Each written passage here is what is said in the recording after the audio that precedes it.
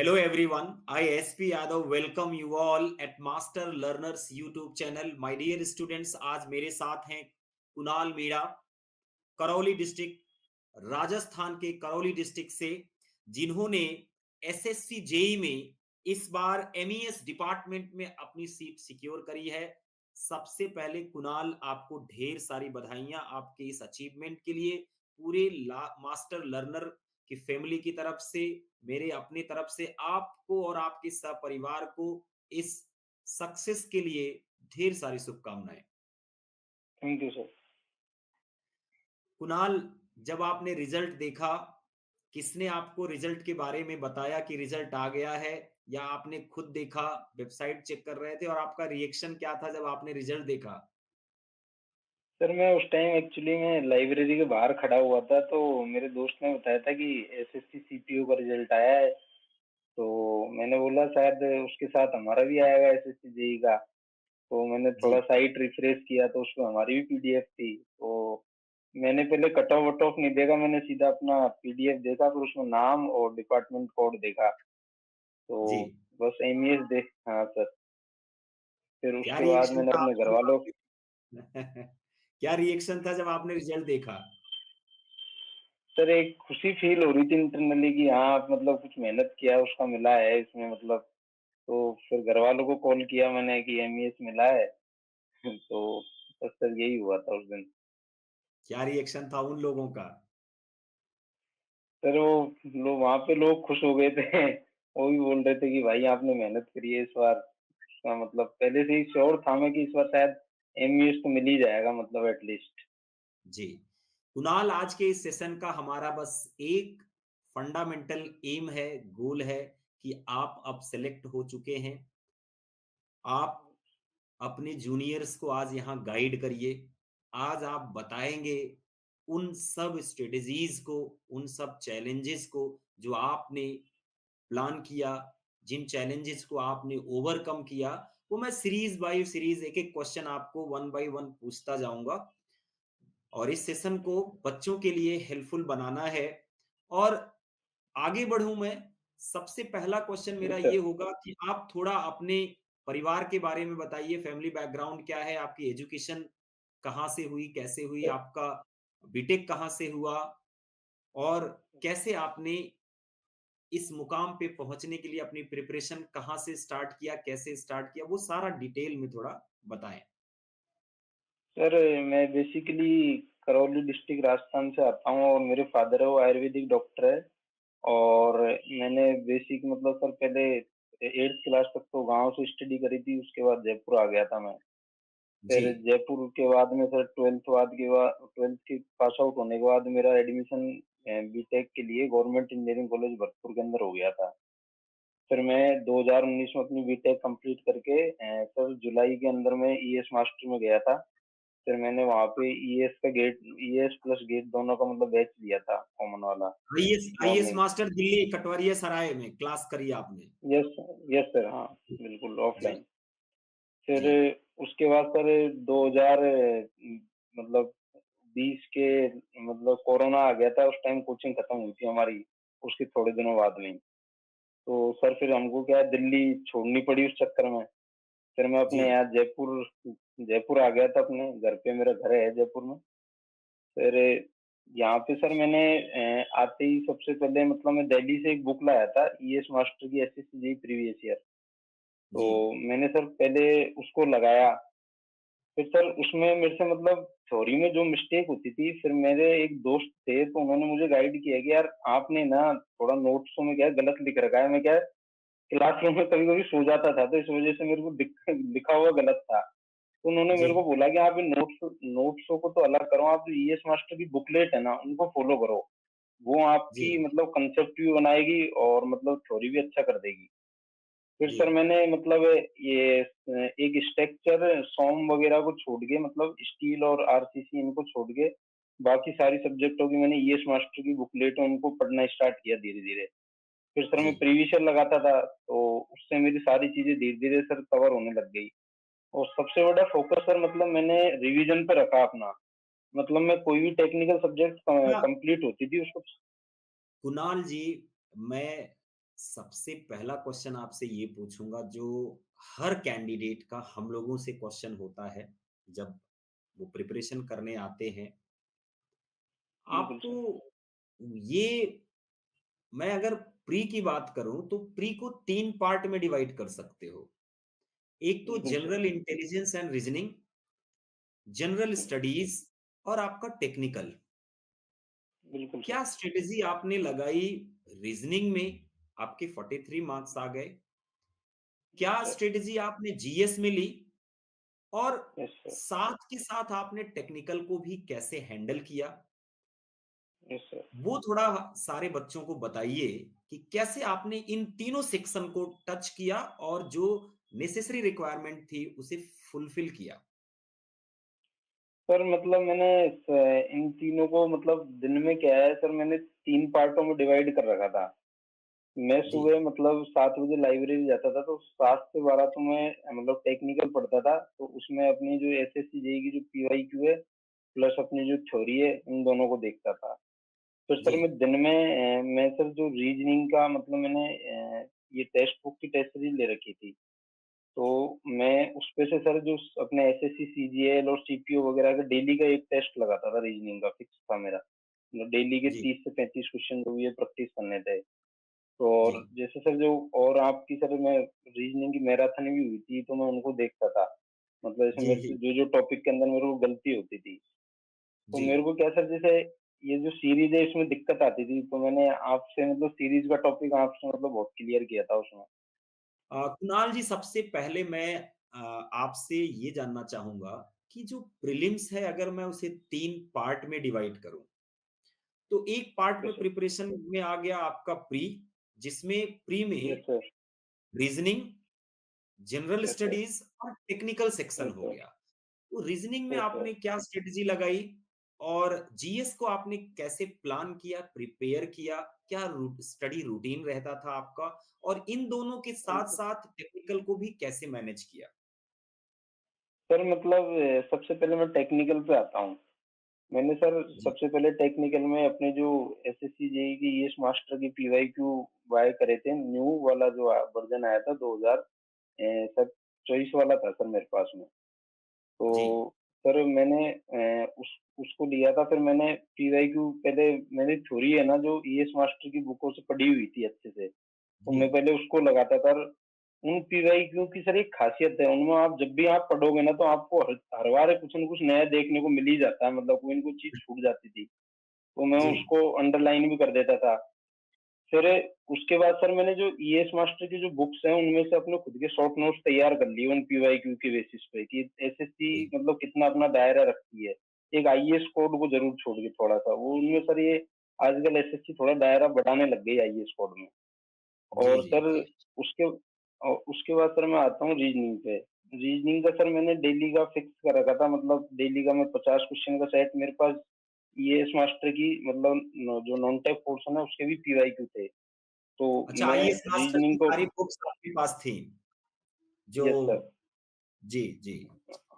तो सर मैं आपने उसमें तो से क्लास बुक डेली का पर रखा मतलब। था ना, तो आपके पास पूरा कंटेंट रहा होगा आईएएस का। हाँ सर, ईएएस बीएससी का तो था ही, पर मैंने किया एस, होगा। एस जी, मैं सर बेसिकली क्या है ईएएस पे से इस पे मूव ऑन कर गया था कि मेरे को सबसे पहले जॉब लेनी है। तो इस वजह से हाँ, मैं इसमें जो डेली का जो एसएससी मतलब जेईई के जो प्रीवियस ईयर थे रीजनिंग के उनके एक एक सेट मारता था, फिक्स था मेरा। जी, तो जी, उसमें जो भी मतलब जैसे सर सीरीज में कोई गलती होती थी तो उसको फिर क्लियर कर लेता था थोड़ा उसको और प्रैक्टिस करके। तो जी, इस टाइप से फिर सर मैं जीएस का जो पोर्शन था वो ईएस मास्टर ने मतलब आजकल टॉपिक वाइज बांट दिया है।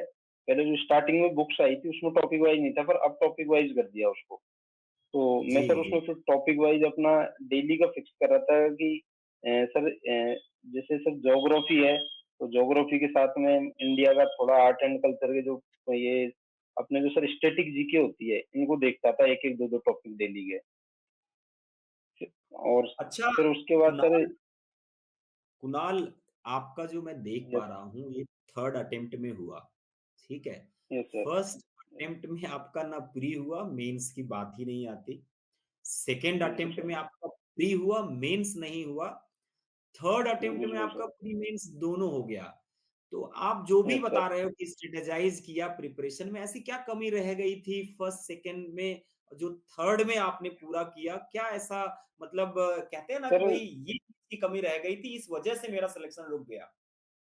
सर एक्चुअली में फर्स्ट अटेम्प्ट में मेरे पास शॉर्ट नोट्स वगैरह कुछ थे ही नहीं, तो रिवीजन का शेड्यूल बन ही नहीं पाता था कि इनको रिवाइज कैसे करूं, मतलब क्योंकि सर एग्जाम टाइम जब आता है, जब लास्ट का 1 मंथ बचता है, तो उस टाइम हमको क्विक रिवीजन करना होता है हर चीजों का, क्योंकि डाटा वगैरह होते हैं सर, क्या दिमाग से स्किप आउट होते रहते हैं। तो बिल्कुल। मैंने बिल्कुल सेकंड अटेम्प्ट में मेरा दोस्त था एक, उसने मुझे बताया कि यार तुम शॉर्ट नोट्स बनाओ। तो फिर उसके साथ बैठ के उसको बेसिकली 2023 में सीपीडब्ल्यूडी मिल गया था, और मेरा नहीं हुआ था, क्योंकि मेरे पास उस टाइम में शॉर्ट नोट्स बनाए ही थे उस साल मैंने, तो बोला इनमें आप टाइम टू टाइम मॉडिफिकेशन करते जाना, जो भी चीज़ आपको नहीं मिले कहीं पे भी। तो फिर उसके बाद सर मैंने शॉर्ट नोट्स बनाए। फिर मैं एक्चुअली में थ्योरी की बुक्स अच्छे से पढ़ चुका था, तो फिर शॉर्ट नोट्स में मैंने अपनी जो मेन-मेन जो पिन पॉइंट थे वो डाल लिए थे। फिर उसके जी। बाद में मैं उन शॉर्ट नोट्स को पढ़ता, और मतलब एक टाइम तो ऐसा आ गया था कि डेली की मतलब 2 सब्जेक्ट रिवाइज़ करने लग गया था मैं 6 घंटे के अंदर, 3 घंटे लग जाते थे एक सब्जेक्ट पे मेरे को थ्योरेटिकल पे। फिर उसके मतलब बाद में यहाँ पीवाईक्यू। यहाँ जो फ्यूचर एस्पिरेंट्स हैं, उनको बड़ी इम्पोर्टेंट बात ध्यान देने वाली है, जो कि हम लोग क्लासरूम में भी हमेशा बोलते हैं कि भई देखो, अगर आप रिवीजन करोगे और लार्ज स्केल पे करोगे, मतलब आप जो बुक्स बना रखे हो या बुकलेट जो आपके पास है उनको पढ़ने जाओगे, या कोई बुक्स रेफर की उसको पढ़ने जाओगे, तो फिर से टाइम उतना ही लगेगा जितना आपको पढ़ने में पहले बिल्कुल, लगा था। रिवीजन हमेशा शॉर्ट, मतलब स्मॉल स्केल पे होना चाहिए। उसके लिए बिल्कुल, आपका जो ये शॉर्ट नोट है वो बहुत हेल्पफुल होता है, मतलब रामबाण की तरह काम करता है। शॉर्ट नोट और वो खुद का हो, खुद से बनाया गया हो। बिल क्योंकि बिल्कुल जब सर। हम लोग पढ़ते हैं उस टाइम जो है, नोट्स हमें पता रहता है कि हमें क्या क्लियर है, हमें क्या क्लियर नहीं है, किसमें रिवीजन की ज़रूरत है, किसमें रिवीजन की ज़रूरत नहीं है। इसलिए शॉर्ट नोट्स, बिल्कुल सर। फॉर्मूला रिवीजन नोट्स, ये सब बहुत इंपॉर्टेंट होता है। तो एस्पिरेंट्स यहाँ ये जो कुणाल ने बताया, ये बहुत इंपॉर्टेंट पॉइंट बताया। अच्छा, आगे कुणाल मैं एक बड़े इंपॉर्टेंट क्वेश्चन पे मूव करता हूँ। आजकल देखो, पहले हम लोग क्या कहते हैं कि ऑफलाइन को आप कंपेयर नहीं कर सकते ऑनलाइन से। ठीक है? बिल्कुल ऑफलाइन जो सर। है अनपैरेलल, अनमैच्ड है।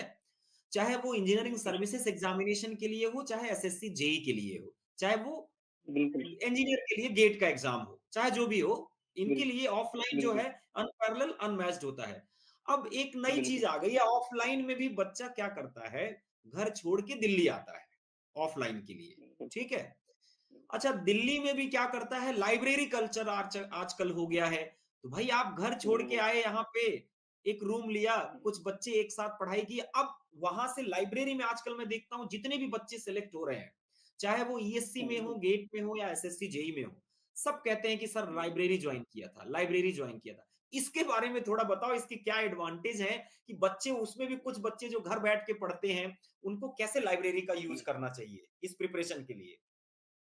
सर एक लाइब्रेरी एक ऐसी जगह है वहाँ पे, जैसे सर हम कटवारिया में रहते थे ईएस के टाइम, जब मैं जी। कोचिंग करने गया था, तो वहाँ पे सर एक तो आपको जो प्रेजेंट कंपटीशन का जो टाइम चल रहा है, एरा चल रहा है, उसका आइडिया लग जाता है कि मतलब एक तो जी। कंपटीशन का माहौल रहता है, क्योंकि सर 2-3 दोस्त मिलके अगर टेस्ट सीरीज वगैरह भी लगाते हैं, तो एक दूसरे में कंपटीशन की भावना भी मिलती है वहाँ पे देखने को।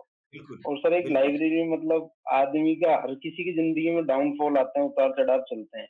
तो वो आप जी, वहाँ पे मैनेज हो जाते हैं, क्योंकि आप दोस्तों के साथ शेयर कर सकते हो उन चीज़ों को, और रूम पे आदमी थोड़ा अकेला रह जाता है, तो उसमें क्या है डाउनफॉल आता है, तो थोड़ी दिक्कत आती है। तो मेरे को तो सर यही एडवांटेज था लाइब्रेरी का, मतलब मैं अपनी कोई भी बिल्कुल। दिक्कत आती थी लाइब्रेरी तो का मैं बता। देखो, मेरे मेरे भी जो समझ में आता है कि देखो, एक आपको एनवायरनमेंट ऐसा जो पीसफुल बिल्कुल, एनवायरनमेंट मिलता है, सबसे बड़ी बात है। बिल्कुल, वहाँ पे आपका इको फ्रेंडली एनवायरनमेंट, आप पढ़ाई के माहौल के लिए वहाँ गए हुए हो, ठीक है? तो बिल्कुल, आपके अपने पढ़ाई का माहौल मिलता है। सारे इंजीनियरिंग के ग्रेजुएट्स होते हैं, सारे एसएससी जेईई प्रिपेयर करने वाले होते हैं, तो बातें एक सी होती हैं, दोस्त जो बनते हैं, एक से बनते हैं। तो बिल्कुल ये बिल्कुल सर। सबका एडवांटेज होता है, बहुत सारी चीज़ें पता चल जाती हैं, बातों-बातों में बहुत सारी बातें पता चल जाती हैं, जो भई देखो, कई बार क्या क्या होता है कि हम लोग पढ़ के सारा निचोड़ निकालते हैं, कई बार बातें करके बिल्कुल हम सर। वही बात 10 मिनट में निचोड़ निकाल लेते हैं कि भई ये चीज़ ऐसे करना चाहिए। क्या मार्केट में नया बिल्कुल, चल रहा है, प्रिपरेशन में क्या नया चल रहा है, बहुत सारे अपडेट्स पता बिल्कुल चल सर। जाते हैं। इसीलिए और मैं सर कोई भी उसके टॉपिक लिए जी, कोई जी। भी टॉपिक पे हम अच्छा डिस्कस भी कर सकते हैं। अगर कोई टॉपिक किसी का अच्छा हो तो वो हमें बता सकता है, हमारा अच्छा हो तो हम उसको बता सकते हैं। बिल्कुल, बिल्कुल इन्फॉर्मेशन शेयरिंग। अच्छा कुणाल आगे बिल्कुल, बढ़ते हैं। आप ये बताइए जब आपका प्री में सिलेक्शन हो गया, ठीक है? पहली बार आपका हुआ नहीं, ठीक है? दोबारा बिल्कुल प्री में सर, सिलेक्शन हो गया, ठीक है? बिल्कुल सर। और मेंस को आपने कैसे टारगेट किया और दोबारा जब आपने मेंस दिया, ठीक है? पहली बार में मेंस नहीं हुआ, दोबारा मेंस आपका हो बिल्कुल गया, तो क्या कमी रह गई थी? सर। कैसे पूरी तरह से इसको प्लान किया और जो आपका दोबारा सिलेक्शन हो गया? जब सर मेरा सेकंड टाइम जब था, तो उस टाइम जो 2023 का जो मेंस था, वो सर मेरा मतलब पॉइंट 50 नंबर से फाइनल सिलेक्शन रुका था उसमें, मतलब बीआरओ के लिए। जी, और तो उस टाइम फिर मैंने मैंने मतलब टेक्निकल में सर, एक तो क्या है, थोड़ा उस टाइम में घबरा गया था, तो मैंने अटेम्प्ट कम करके आया था। मतलब मेन तो ये था। तो जी, फिर मेरे को मतलब मैं ये सोचता था कि यार नए क्वेश्चन आएंगे, उनको कैसे डील करेंगे। फिर मेरे को कंचन सर की एक बात याद आती थी क्लासरूम की।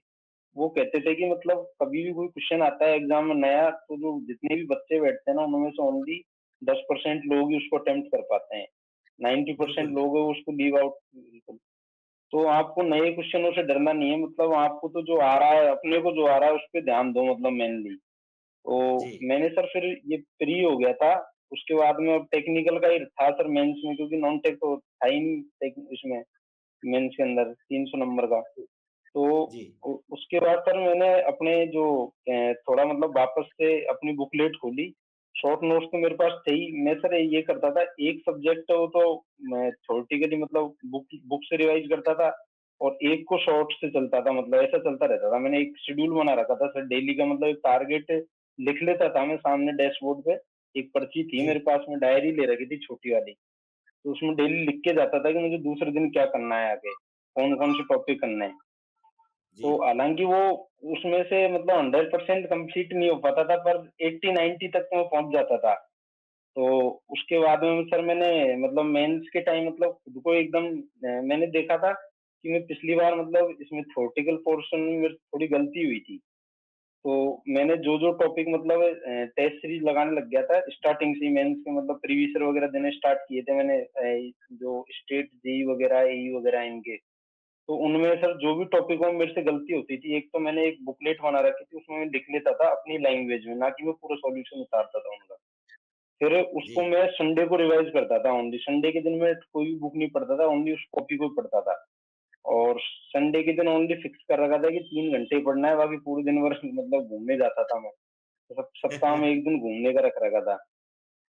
और बहुत बढ़िया। सर उसके बाद मतलब अच्छा प्रीवियस कुणाल हाँ, बताइए, बताइए कुछ कह रहे थे आप? सर मतलब मतलब इसका मेंस में मतलब टेक्निकल का एक नियम है, या तो आप कोचिंग के टाइम ही अपने कंसेप्टों को इतने अच्छे कर लो कि आपको बाद में जरूरत ही नहीं पड़े, और अगर आपसे कमी रह गई हो तो आप क्वेश्चंस के थ्रू भी कंसेप्ट बना सकते हैं, मतलब एसएससी में। बिल्कुल, मैंने ये चीज बिल्कुल, देखी है। बिल्कुल, बिल्कुल। अच्छा ये बताइए कि आपने दोनों टाइप का एग्ज़ाम दिया है, प्री बिल्कुल और सर। पहले मेंस रिटेन होता था और बिल्कुल सर। इसके बाद जो है 2023 के बाद जो है एसएससी जेईई ने जो है मेंस को भी क्या बना दिया, ऑब्जेक्टिव सीबीटी ऑब्जेक्टिव। बेस्ड बना कंप्यूटर बेस्ड एग्ज़ाम बना दिया। दोनों में आप क्या डिफरेंस पाते हैं? आपके लिए कहाँ तक एडवांटेज रहा? क्या एडवांटेज रहा? किस टाइप के क्वेश्चन पूछे गए? उनका नेचर क्या था? मतलब क्या ड्रास्टिक चेंज आपको दिखा दोनों एग्ज़ाम में? सर एक सर रिटर्न में मतलब मैंने डिसएडवांटेज ये देखा था, जो कॉपियां जो चेक होती थी ना सर, ये मतलब इनमें मार्किंग है वो मतलब सही नहीं हो पाती थी। वो मतलब एक तरीके से वो किस्मत किस्मत वाला वो हो जाता था फैक्टर्स में। किसी के मतलब नंबर अच्छे मिलते देखे हैं मैंने, और किसी के मतलब काफी वेरिएशन चढ़ता था। पर जो ऑब्जेक्टिव एक ऐसी चीज है, अगर आपको जितनी नॉलेज है ना उतने नंबर आपके आएंगे, ये फिक्स था। तो बिल्कुल। ऑब्जेक्टिव हुआ था जब मैं मैंने कहा था, मैंने चलो सही है, अब तो जो रिटेन में जितना भी लोगों का करेगा। रिटेन बहुत अच्छा होता है, रिटेन कम्युनिकेशन बहुत अच्छा होता है, उसको उनको एडवांटेज मिल जाता है। किसी की राइटिंग बहुत अच्छी पर होती है, बिल्कुल उसका एडवांटेज मिल जाता सर, है। बिल्कुल सर, रिटर्न का एक एडवांटेज है। रिटर्न में आप जब प्रैक्टिस करोगे ना, तो सर लॉन्ग क्वेश्चन आपके कंसेप्ट अच्छे होते हैं, ये चीज मैंने देखी थी। जी, जी, जी, जी। बिल्कुल, अच्छा मैंने रिटर्न की भी एक मेंस की एक बुक आती है सर, यस मास्टर की, एसएससी की उस टाइम आती थी, मेरे पास रखी हुई है। तो मैंने उसमें से मतलब प्रैक्टिस करी थी, क्योंकि मेरे पास 20 दिन का ही टाइम था, तो मैं ज़्यादा पढ़ नहीं सकता था, तो मैंने उसी के क्वेश्चन पढ़े थे मतलब सारे।